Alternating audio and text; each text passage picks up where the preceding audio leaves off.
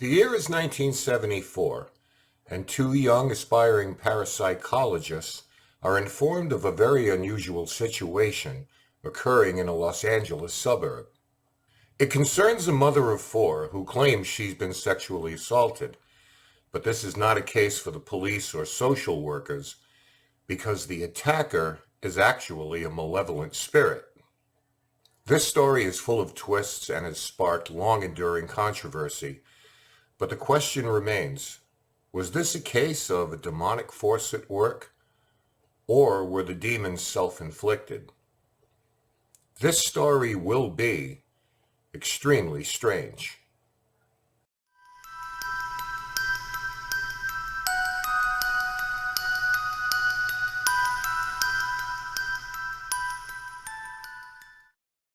Doris Bither was born in Illinois in 1940 into a very troubled family.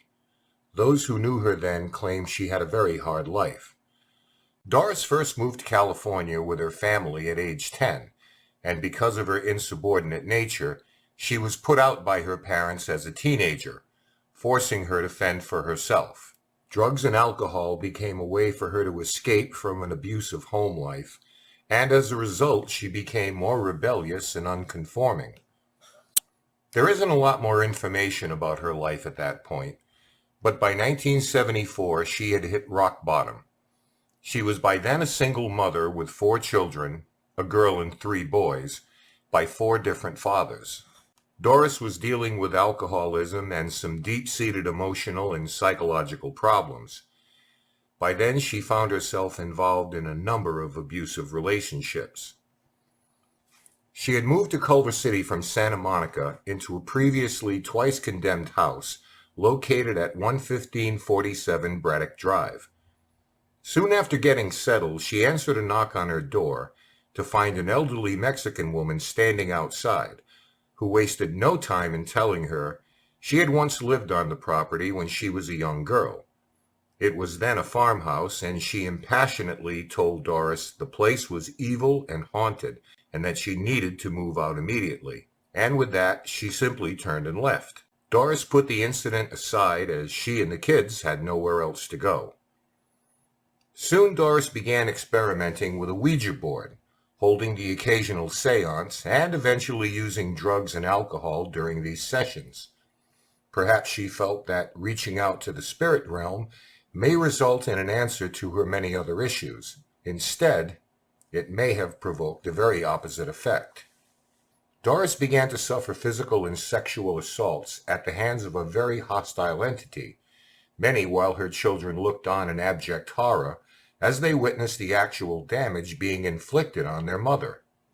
Her son Brian recalls the torment they all endured while living there as the children came under assault as well, being pushed, scratched, and sometimes even bitten. But it was Doris that was at the center of the aggression. The beings were described as somewhat misty and distorted, and while they held a distinct human-like shape, no facial features could be distinguished. So it was in the year 1974 that a friend of Doris ran into Dr. Barry Taff, an assistant at the UCLA Parapsychology Lab, in a bookstore where she overheard he and a colleague, Kerry Gaynor, discussing their pursuits in the supernatural. She solicited help for Doris, claiming she and the children were being beaten and battered by 3 sadistic paranormal entities and didn't know where to turn. She explained she and the kids had witnessed transparent apparitions and object manipulation. Taft gave her their contact information, and later they ventured out to Doris' house to conduct a wide-ranging interview. So on the night of August 22nd, they arrived at the home in Culver City and began to speak with Doris, who was very reluctant to discuss anything about her personal history. So the conversation steered more toward the phenomena taking place in the house. Beyond the more benign occurrences there, Doris eventually told them about the sexual assault she was experiencing, whether alone or with her kids present. She described 2 smaller entities holding her down, while a much larger spirit physically attacked her. Taff had some legitimate suspicions about the legitimacy of what she was relating to them, mainly due to her significant emotional issues and the totally bizarre nature of the story. Certain that Doris was in the throes of mental illness, they kindly referred her to the psychiatric clinic at UCLA, and with that left the residence. But 10 days later, Taft received a phone call from Doris, who claimed since their meeting, the activity had ramped up and now was affecting both her neighbors and friends who had witnessed the phenomena firsthand. With their interest piqued, they agreed to return to the home. Upon arriving, they were quickly overwhelmed by a terrible stench resembling rotting matter when they opened the door. As they spoke with Doris in the kitchen, a cupboard door suddenly opened and a heavy frying pan flew out at them. This seemed to lend credence to Doris' assertion of being physically attacked, and further investigation was warranted. Trying to glean more information about Doris' background, the woman remained evasive and reluctant to share, going so far as to not even reveal her age to the men. They were able to determine that Doris was quite destitute, with a less than stellar employment record. Her 3 boys living with her were 10, 13, and 16, with her preteen daughter living elsewhere at the time. The relationships among all living there weren't particularly close in nature, and Doris' drinking issues were quite apparent. The lack of detailed information about her past was frustrating, but Taft and Gaynor chose not to press her on it in order to remain in good graces and take on the case. Her son Brian would later go on to claim that even at their previous house, entities would display themselves, making it possible that perhaps Doris and they had been followed. Doris told Taft and Gaynor the activity at Braddock Drive began almost immediately, beginning with the feeling of being watched and later with objects moving by themselves, which included a lamp that flew across the room. It was just a few weeks later that Doris was sexually assaulted. Soon after, the kids bore their share of physical abuse as they were slapped in their beds, and in one case, one of the boys literally running into an unseen being in a hallway. While the entities weren't visible, all living there assumed they were male and looked to be of Asian descent. At one point, seeing his mother being battered, Brian attempted to intervene and in doing so, claimed he was thrown across the room. Taft and Gaynor, eager to start the investigation, received permission from the head of the lab, Dr. Thelma Moss, to begin. Thus started a 3-week-long inquest into the nature and origins of the reported phenomena. At the time, claims of spectral rape or spectrophilia were quite uncommon, so that aspect took the case on a much darker journey. As they became a more familiar presence in the home, the investigators learned the boys actually gave the dominant entity a name, Mr. Who's-It. Doris's attacks came on multiple and separate occasions, and beyond being held down, she would often be thrown around a room and display black and blue marks on her ankles, wrists, groin, thighs, and breasts. Classic sexual assault wounds. Once the investigation began, the attacks ceased to occur and the home became filled with more colleagues, observers, and documenters. The sensational aspects of the haunting became a beacon for the still fledgling parapsychological community. Taft and Gaynor were convinced even with the total elimination of attacks, true poltergeist activity was occurring there, so much so that Taft came to believe the assaults were completely the result of that type of manifestation. The focus of the investigation then turned to the instances of objects moving and the strange light anomalies that would appear around Doris when she was present. Taft referred to them as small balls of light resembling plasma that was seen by many witnesses. They would change direction, shape, and size in accordance to questions being asked or Doris' emotional state. Music was also a trigger for the anomalies when Brian would play albums by his favorite bands, Black Sabbath and Uriah Heep. As for how data was being collected, because of the underfunded UCLA lab and the unwillingness of Dr. Moss to devote any of their limited resources to the investigation, the approach and tools used were quite basic. A normal camera, thermometers, a Geiger counter, and typical audio recorders. Attempts to contact spirits were made with requests to move objects or generate the light anomalies that had been previously witnessed. Most, if not all, of the responses received were mundane to the point of disregard. A curious decision was made to enlist the assistance of Doris' friend from the bookshop, Candy, who claimed to have psychic abilities. Save for the occasional exclamation that someone was standing somewhere in a room, those efforts didn't yield any fruit either. A host of photos taken with a Polaroid camera over the course of the investigation didn't reveal anything anomalous until one evening, when all were seated in the kitchen, Candy cried out, "It's right in front of my face." With that, Gaynor took his camera, pointed it right at Candy, and snapped 3 photos, 2 of which appeared to support her assertion and validate Doris's claims that something extraordinary was going on in the house. As the investigators focused in on the light anomalies, it was decided to set up cameras in Doris's room, as that was the place that form of activity seemed to be at its highest level. Black poster boards were taped to the walls and ceiling of Doris's bedroom, which were then numbered, and white duct tape was placed on the bottom and sides of all of them to create a grid pattern so exact location of the lights could be documented. Poster board was also used to seal out any illumination to create an environment that was totally devoid of light.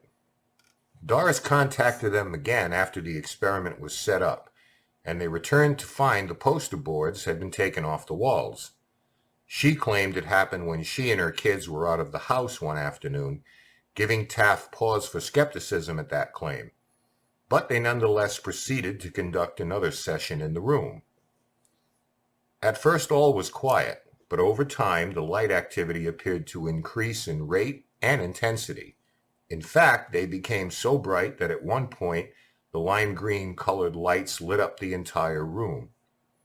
The lights then gathered in a corner of the room and began to meld together, eventually taking on the shape of the muscular torso of a large male.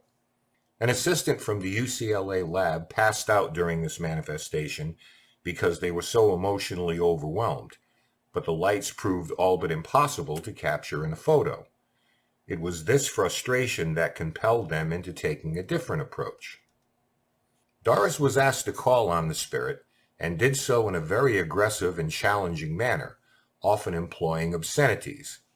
It was in this session that the famous arc of light manifesting over Doris was captured by the camera. The source was said to be an orb in motion that created the arcing path. Taft points to the lack of a bend in the arc when it reaches the corner of the room, in his mind eliminating the possibility of an outside light source. While this was going on, Doris remained seated on the bed, seemingly focused on something else, oblivious to the anomaly passing over her.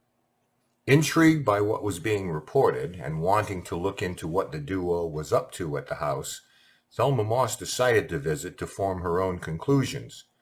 Unfortunately, during her stay, she witnessed nothing out of the ordinary.